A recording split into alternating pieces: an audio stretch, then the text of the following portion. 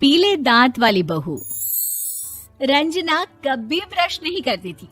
उसे कितनी बार उसके माँ बाप ने डांटा, लेकिन उसका कोई असर उस पर होता ही नहीं था, जिस कारण से उसके दांत पीले पीले हो जाते हैं। शादी के बाद अरे बहू, वैसे तो तुझ में कोई कमी नहीं है, पर तेरे दांत इतने पीले कैसे हैं बेटा? कैसे मतलब? कोई सर्जरी थोड़ी ना कराइए। वो तो क्या नाम, मैं ब्रश नहीं करती थी तो पीले हो गए। अब क्या करूं? आप कहें तो लाल करवा लूं या फिर काले? यार ये क्या है, क्यों माँ से लड़ रही हो? लड़ रही हूँ? अरे मैं लड़ रही हूँ या ये बोल रही है कि दांत पीले हैं, पीले। अरे तपस्या थोड़ी ना की है इन्हें पीले करने के लिए। बकायदा ब्रश नहीं किया है 20 साल तक, तब जाकर। छी, कैसी बात कर रही हो? ये उस वक्त तो पीले नहीं थे जब हम लोग तुम्हें देखने आए थे। अरे तब साफ करवा लिया होगा डेंटिस्ट के पास जाकर। अब देखो कैसे पीले पीले लग रहे हैं। रंजना सास की तरफ गुस्से से देखती है। फिर शुरू हो गई पीले पीले पीले।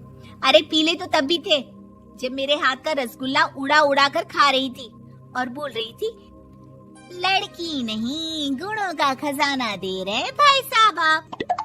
खैर, अब वो लोग करते भी तो क्या करते, पीले दांत वाली बहू पल्ले पड़ी थी तो झेलना तो था ही। एक दिन कीर्तन में रंजना गाना गा रही थी। अरे कमला बहन, माँ का द्वार है, यहाँ तो सब शुद्ध होकर आते हैं, फिर अपनी बहू को ब्रश भी नहीं करवाती तुम।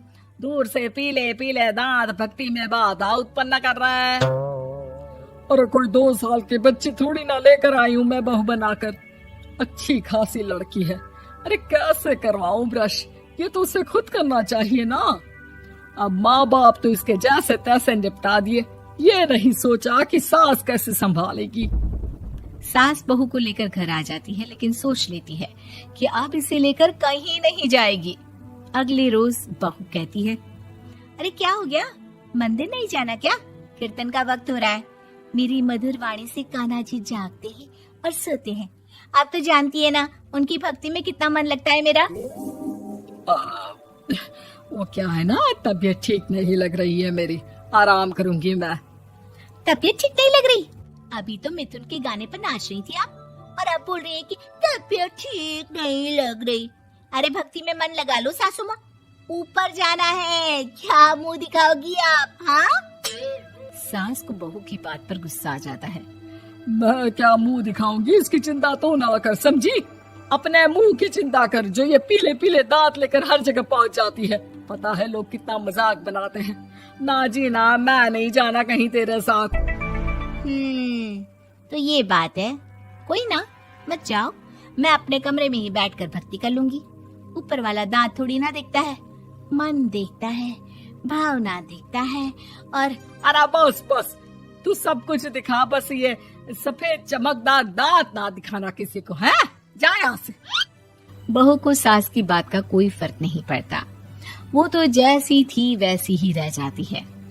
सुबह नहाकर किचन में खाना बनाना, फिर खाना खाना, कीर्तन भजन करना और सो जाना।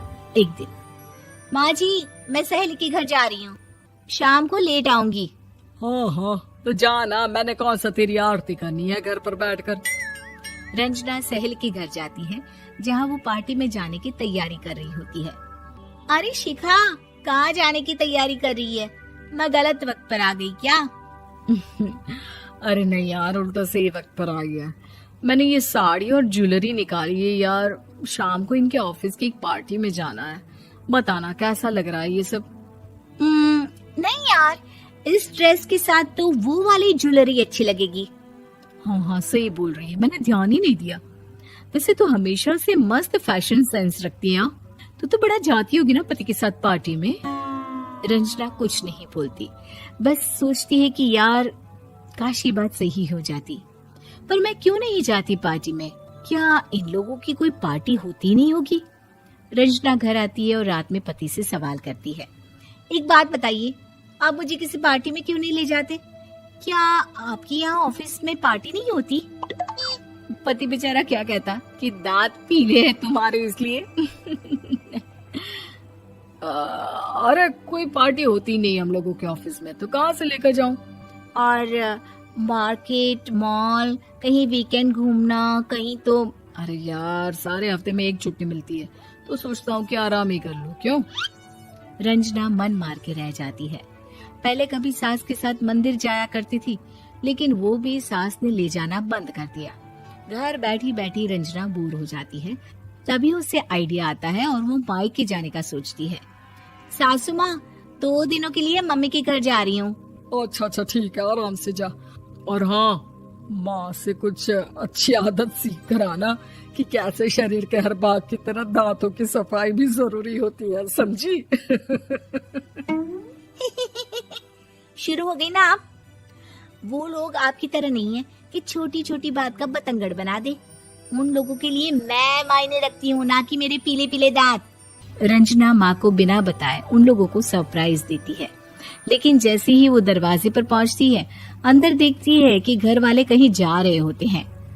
अब माँ, काश रंजना दीदी के दांतों वाली प्रॉब्लम नहीं होती, तो वो भी हम लोगों के साथ चलती ना बुआ जी की बेटी की शादी में। हाँ बेटा, लेकिन अब उसे कौन समझाए कि उसको उसके पीले दांत नहीं दिखते, लेकिन उसके आसपास के लोगों को कितना एम्बैरेसिंग फील कराते हैं। मुझे तो कितनी बार उसके स्कूल की टीचर ने शिकायत की कि उसके साथ कोई लड़की बैठना भी नहीं चाहती, और ना ही कॉलेज में कोई उससे बात करना चाहता था। लेकिन पता नहीं क्यों उसे ये बात समझ में ही नहीं आती। कोई कमी नहीं है उस लड़की में, बस यही कि दांत पीले हैं। वो तो भला हो जीजा जी और उनकी माँ का, जो दीदी को जैसी है वैसे ही रखा हुआ है।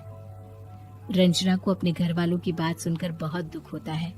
वो सोचती है कि वो क्या करे, लेकिन फिर वो सीधा डेंटिस्ट के पास जाती है, अपने दांत चमकाती है और कसम खाती है कि वो रोज ब्रश करेगी। अरे क्या हो गया? तुम तो 2 दिनों के लिए गई थी ना, पर कोई ना, अच्छा है, चलो आ गई तो। रंजना सास के सामने आकर खड़ी हो जाती है और पूरी स्माइल करती है, उसके चमकदार दांतों को दिखाती हुई। हैं? चले मंदिर। माँ, मुझे माफ कर दीजिए, मैंने आप लोगों को बहुत एम्बैरेसिंग फील करवाया। मैं आज से रोज ब्रश करूंगी।